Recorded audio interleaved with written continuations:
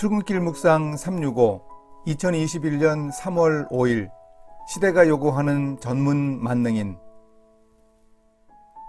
전에 트레이닝이라는 미국 잡지에서 스페셜라이즈드 제너럴리스트라는 표현이 들어간 제목의 칼럼을 보았습니다.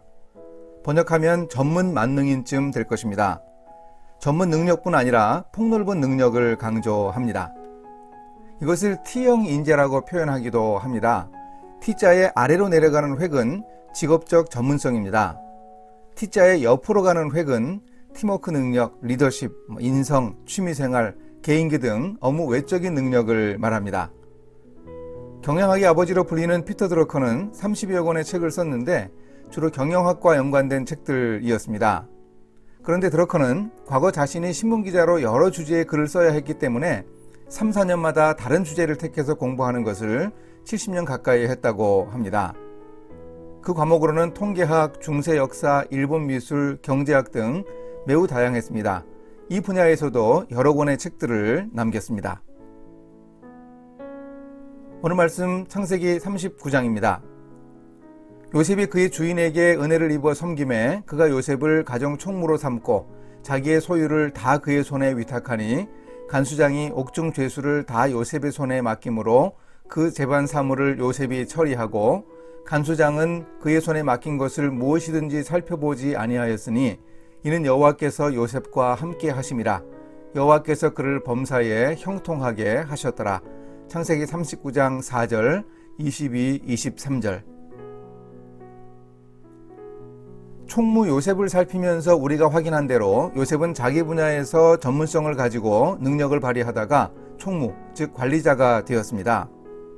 애굽의 친위대장 보디발의 집에서 노예로 일을 시작하면서 자신의 전문 분야를 익혔습니다. 그리고 가정 총무가 되면서 모든 분야를 총괄할 수 있었습니다. 집안의 작은 일부터 인사관리, 재무관리 등 대저택의 집사가 하던 일들을 감당했을 것입니다. 감옥에서도 간수들이 해야 하는 모든 업무를 책임지고 간수장이 모든 것을 맡길 정도로 책임감 있게 일했습니다. 이런 전문화된 만능인으로 훈련받은 요셉이 당시 최대 최강 제국 애굽의 총리 대신이 되었을 때에도 모든 일을 능숙하게 처리할 수 있었던 것은 그리 이상하지 않습니다. 다윗도 바로 이런 전문 만능인의 능력을 가지고 있었습니다. 다윗은 목동으로서 전문성을 가졌습니다. 달려가면서 물매를 던져 한 방에 골리앗의 머릿속에 박아 넣었습니다. 덧붙여 다윗에게 한 가지 능력이 더 있었습니다. 수금을 연주하는 일종의 개인기였습니다. 이 능력을 통해 다윗은 사울왕의 악사 겸 비서가 되어 궁궐에 입성했습니다. 다윗은 왕으로 기름 부음을 받았지만 아버지가 왕이 아니었기에 궁궐 문화를 익히기 힘들었습니다. 수금 연주 능력으로 궁궐의 문화를 접한 일은 요긴한 제왕 수업이었습니다.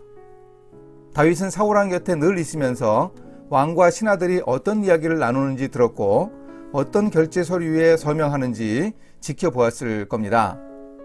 이보다 더 좋은 제왕 수업이 있었을까요? 바로 다윗의 취미생활인 수금 연주 능력을 통해서 그런 기회를 얻었습니다. 이런 과정이 다윗의 왕조 건설에 큰 도움을 주었습니다. 우리도 이 시대가 요구하는 전문 만능인의 모습으로 자기 개발을 하고 직업인의 전문성을 키워나갈 수 있어야 합니다. 이렇게 실천하겠습니다. 4차 산업혁명의 시대, 인공지능이 일자리를 위협하기도 하는 시대입니다. 은퇴가 빨라지고 수명은 길어지는 시대, 제3의 인생을 제대로 설계하기 위해서도 전문 만능인이 유용합니다. 찰스 핸디가 말하는 대로 파트타임으로 여러 가지 일을 해야 하는 포트폴리오 노동자도 보입니다. 하나님이 제게 주신 여러 은사들을 활용해 직업적 기회도 찾고 다양한 경험도 해보겠습니다. 함께 기도하십니다. 하나님 아버지, 변화가 많은 시대 상황에 적응하고 극복하며 적극적으로 소명의 삶을 살아가기 원하시는 하나님의 뜻에 둔감하지 않도록 인도해 주소서. 다양한 능력을 요구하는 시대에 전문화된 만능인으로 훈련받아 진정한 능력을 발휘할 수 있게 인도해 주소서.